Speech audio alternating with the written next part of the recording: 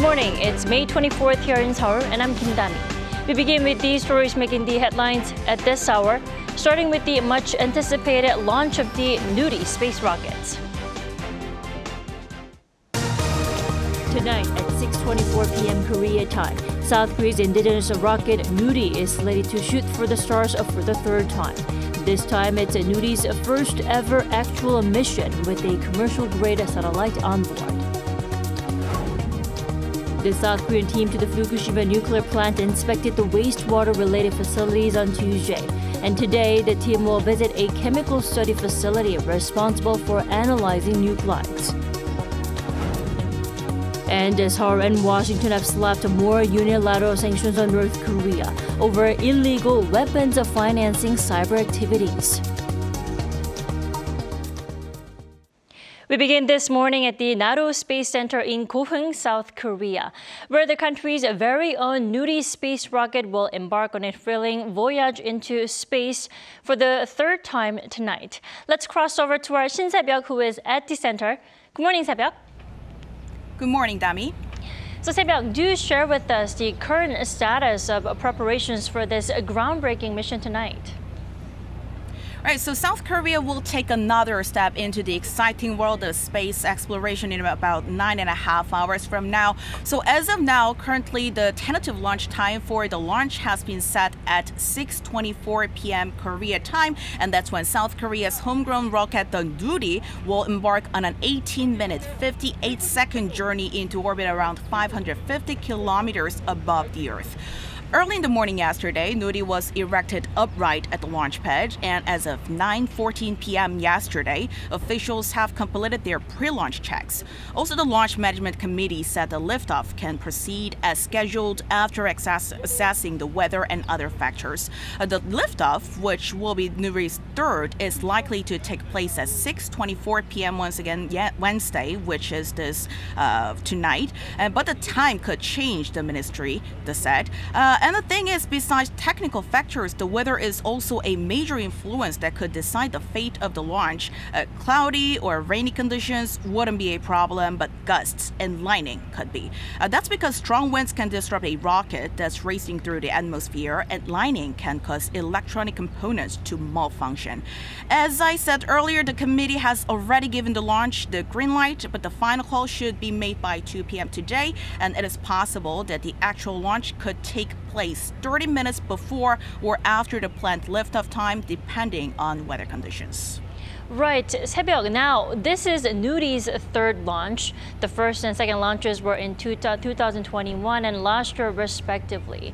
Then what makes today's launch different from the last two? Well, there are mainly two differences, or the significance, I would say. First, today's liftoff will mark South Korea's first launch of commercial-grade satellites. Unlike the first two launches, when it only carried dummy or performance verification satellites, a total of 8 satellites will be sent into orbit. Those satellites will conduct a variety of tasks, including ground observation and constellation missions. The second major difference is the participation of a private company in the project. Hanwha Aerospace, the nation's leading aerospace company, has been given access to key technology from KST in a so-called technology transfer for the company's involvement in today's launch and the 3 future launches. And this is part of a government scheme to nurture the new space field in order to create a self-sustaining space industrial ecosystem. It sounds so exciting. South Korea is certainly eager for a great leap forward in the space industry, but there could be variables in the way, like the weather, right? Now, what happens if there is a delay like the last time? What happens next, Se-byuk? Well, in case the launch doesn't happen today, the backup date for the next trial has been set for sometime between the 25th and the 31st. But once again, there is no problem with the weather. There's no strong gusts or lightning in a forecast. So as of now, weather shouldn't be too much of a concern. Now, back to you, Dami. Right, the weather does seem pretty nice at the moment. Thank you, Se-byuk. Thank you. Now, over in Japan, South Korea's Fukushima inspection team concluded its first round of checks at the nuclear plant last night. Now, with their on-site inspections continuing today, the team says their inspections are focused on scientific standards. Our Han Seong reports. South Korea's team of 21 experts dispatched to Japan to inspect the crippled Fukushima nuclear power plant wrapped up their first round of on-site inspections on Tuesday night. The team's leader told reporters that they had observed all the facilities they planned on seeing. We concentrated on how and with what kind of system configuration each facility removes nuclides from the wastewater. The 9-hour inspection proceeded under the guidance of the Tokyo Electric Power Company, after which the head of the inspection team, Yuguki, explained that it had focused on checking the plant's multi-nuclide removal system known as the Advanced Liquid Processing System, and the K4 water tanks currently storing the contaminated water, as well as the Operation Control Room. He added that the group requested extra data from Japan regarding matters that required further examination. Yu refrained from touching on the Korean public's anxiety on whether Japan's planned discharge of the wastewater is indeed safe, saying instead that his team will be focusing on the science.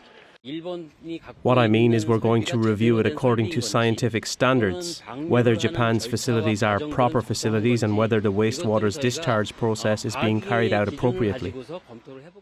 On Wednesday, the second and last day of inspections, the expert delegation will visit a chemical lab that analyzes nuclides, the plant's tritium dilution system, and the facility responsible for actually releasing the wastewater.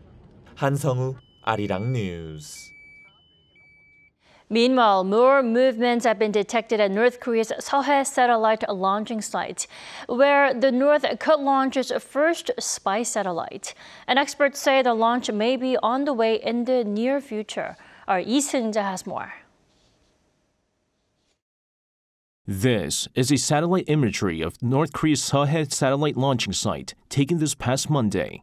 According to an analysis from Radio Free Asia, the image shows a new facility being built, which is believed to be the launch pad from where the North's first-ever military reconnaissance satellite will be launched. Comparing satellite images of the same location from a week earlier shows that construction at the site is progressing rapidly, and North Korea may be quickly moving towards launching the satellite soon. And experts say it may be just a matter of North Korea looking for the best weather conditions to go ahead with the satellite launch. The Seohae satellite launching ground is located on the country's western coast in Dongchangli, North Pyongyang province near the Chinese border. This site is the North's only known permanent operational test ground for major weapon systems, which includes intercontinental ballistic missiles. Meanwhile, other satellite images show that North Korea is preparing for a massive military parade to mark the 70th anniversary of Armistice Day, which the regime often calls its Victory Day. 4 troop formations were seen moving to the medium airfield in Pyongyang, a military training ground in the capital. Voice of America says that while between 200 and 1,200 troops were seen in the recent images, that number could increase further as it gets closer to the anniversary day on July 27th.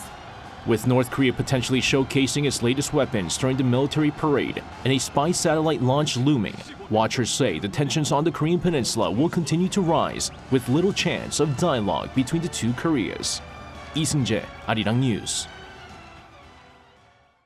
And Seoul and Washington have stepped up their efforts to tackle North Korea's weapons financing illegal cyber activities.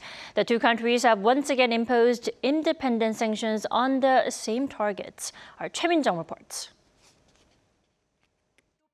South Korea and the U.S. continue to take joint action against North Korea's illicit cyber activities, which help to fund the regime's nuclear and missile programs. Seoul on Tuesday slapped sanctions on 7 individuals and 3 institutions.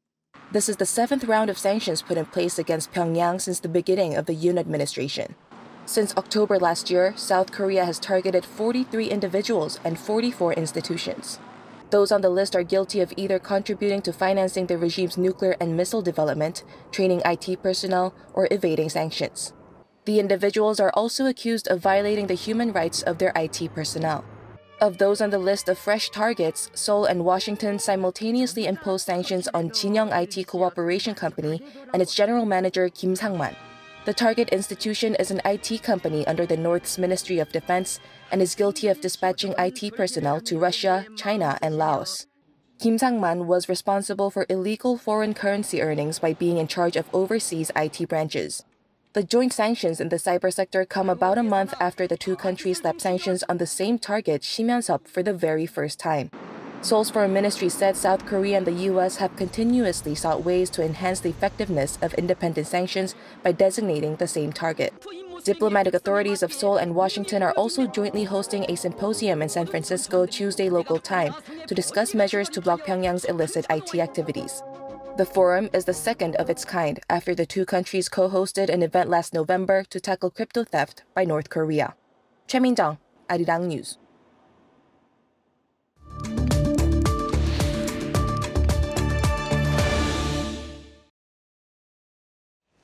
South Korea's homegrown space rocket Nudy is all secure on the launching pad, waiting for final calls to be made this afternoon. Now, it's already the third launch, but this time it's carrying a commercial-grade satellite.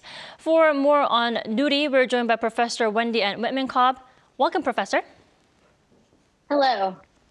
South Korea's rocket science technology has come a long way. We've seen the country's first Nudy rocket fall in its mission in 2021 and a satisfying success in the second launch last summer. Now, here we are with the third launch. What makes this one so significant? The big part about this launch is that it's really the first operational launch for the Nuri rocket. And that really means that you have enough confidence in the rocket that it will launch and not suffer any failures, enough confidence that you can go ahead and put it on the market and use it to launch commercial-grade satellites, such as the next sat, which will be going up. Now, this launch will also be carrying several other CubeSats, which shows the capability that the rocket has to launch several payloads into space and not just one. Right, and Nudy itself is special and dear to South Korea in that it's the country's very first homegrown space rocket. Can we talk about some of Nudy's technologies and special aspects that stand out particularly?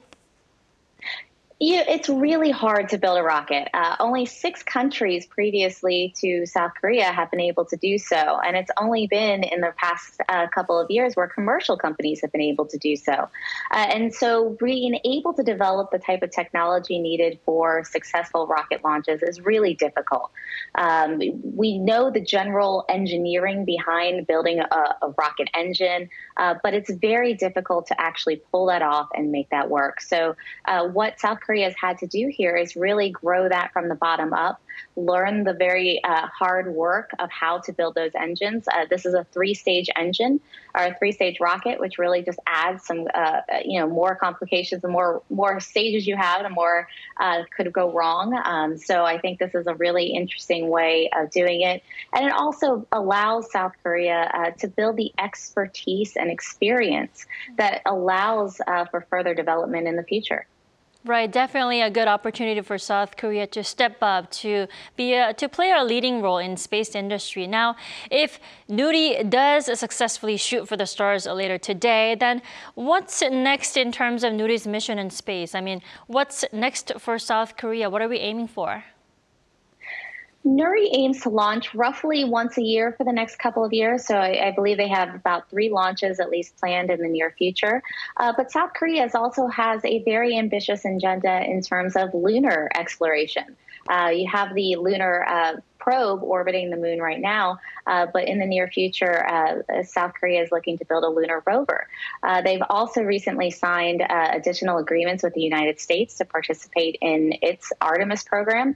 And so Nuri and its capabilities are a very good starting point to support a lot of those things and the eventual development of an even powerful rocket with some elements of reusability. Right, 3 launches so far in the past 3 years and 3 more to come until 2027. Now, it's been 30 years since the country took the leap into rocket science technology. Then what challenges do you think the country still needs to face and overcome? One of the big things that we've seen here in the United States is public support. It's really great, especially early on in a program when you have these big successes for the public to be really engaged and excited. But it is very hard to sustain that over the long term. So one thing will be continuing public support for the program. Another element will be the space economy itself. There's a lot of questions in terms of what exactly that economy is shaping up to be, what sorts of demand signals we are seeing, how many launchers that can support. So I think there'll be some of questions about where South Korea and Nuri fits in the commercial market as a whole. And of course, just continuing to build that experience base and getting more people involved, more people with the knowledge so that you can keep advancing even further. Right. You mentioned earlier South Korea is one of the 6 countries to really take big steps in the space rocket technology. Now, could you give us an example of an advanced space technology globally? Probably the big one in terms of launching right now is reusability. It's something that allows the cost of getting to space to come down. Historically, the cost of getting to space has been the biggest hurdle of doing more there. Throughout the space shuttle era, it was about $10,000 per kilogram. As we have reusable rockets, we can get that cost down to about $1,000 per kilogram, which really allows us to do a lot more. Another big technology is the development of microelectronics. That way you can make satellites much smaller. This launch of Nuri will be carrying several CubeSats, which are very small satellites, taking advantage of some of those technologies. So you can pack more into a much smaller area and therefore get more, it's a less cost, and get more satellites on board any given mission. Right. Small satellites, but definitely big steps for South Korea this evening. Thank you, Wendy, so much for joining us all the way from Alabama this morning. Thank you.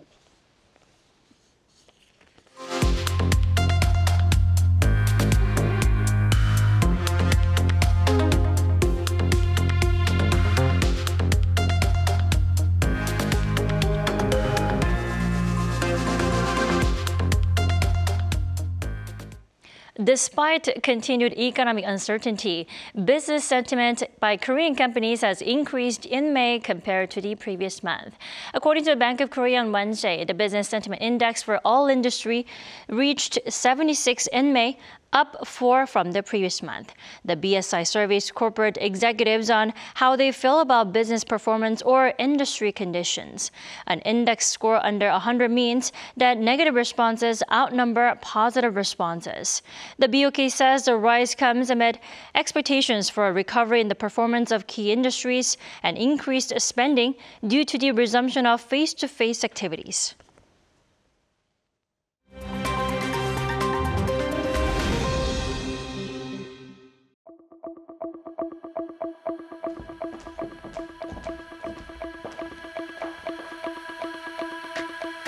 Good morning, I'm Matthew Ashley, and we now turn over to stories from around the world. We begin in Russia, as Moscow on Tuesday claimed to have defeated a group of anti-Putin Russian nationals who crossed the border from Ukraine to attack the southwestern city of Belgorod the day before. The attack prompted the region's governor to launch an anti-terrorist operation. Russia says that it killed 70 fighters and insisted that they were Ukrainian. But Kyiv has denied any links and has claimed that the attackers acted independently. Meanwhile, 2 Russian paramilitary groups say they were responsible for the incursion, with one of the groups saying that it still retains control of a small piece of land, despite Russia's operation. The initial attack on Monday left 8 people injured after the attackers shelled a village. 3 houses and a local administrative building were also damaged. Moving on to the United States, Florida Governor Ron DeSantis is set to announce his 2024 presidential bid during a Twitter Live event. Now, joined by its owner Elon Musk, the Republican politician is expected to make the announcement on Wednesday local time on Twitter Spaces. An official campaign video is expected to follow. The governor has hinted at a campaign launch over the past few months. The 44-year-old is viewed as the main rival to former President Donald Trump, who has already declared his presidential bid. National opinion polls show that Trump has a strong lead over other Republican contenders. Now, shifting to the tech space, Microsoft has unveiled a number of updates to its range of services, including a significant upgrade to ChatGPT. According to CEO Satya Nadella at the Microsoft Build conference in Redmond, Washington on Tuesday, the OpenAI software will now be linked to live search results from Microsoft's search engine, Bing. ChatGPT's answers were previously limited to information from 2021 or earlier. The service is already available to paid users. It will be rolled out to its free service later. Other changes include expanding Bing plugins for businesses, which would see their services advertised on the web browser's AI chat service based on a user's question. And finally, a watch belonging to the last emperor of China has been sold for $6.2 million. It was sold by auction house Philips Asia in Hong Kong on Tuesday. Manufactured by Patek Philippe, the rare Ref 96 Quantième Lunaire is one of only 8 known pieces of its kind in the world. It belonged to Emperor Puyi, who became ruler of the Chinese Qing dynasty at the age of 2 in 1908, before being forced to abdicate just 4 years later. Over 2 decades on, Puyi was made leader of then Japanese-occupied Manchuria. He was captured in 1945 after Japan's defeat in World War II and taken to a Soviet prison camp. His story was documented in the Oscar-winning film The Last Emperor.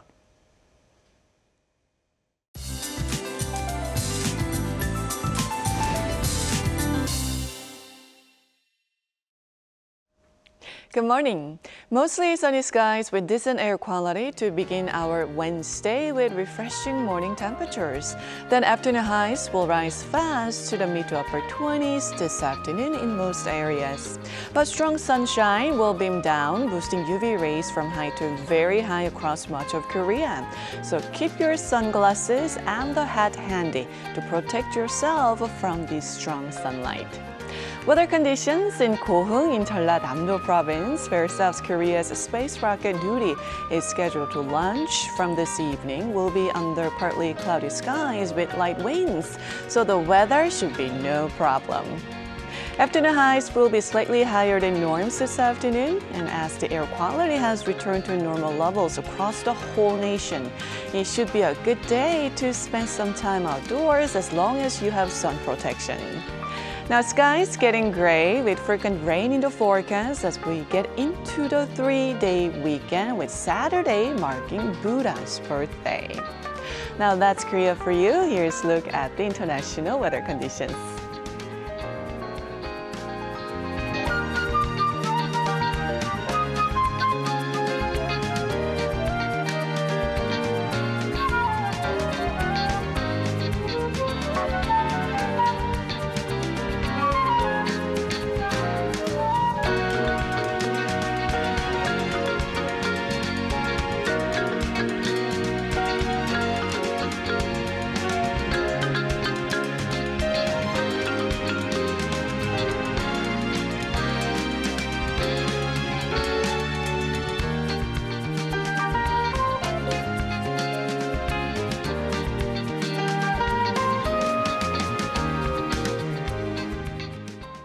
That wraps up today's New Day at Arirang. We'll be back at 12 p.m. Korea time. Thanks for watching.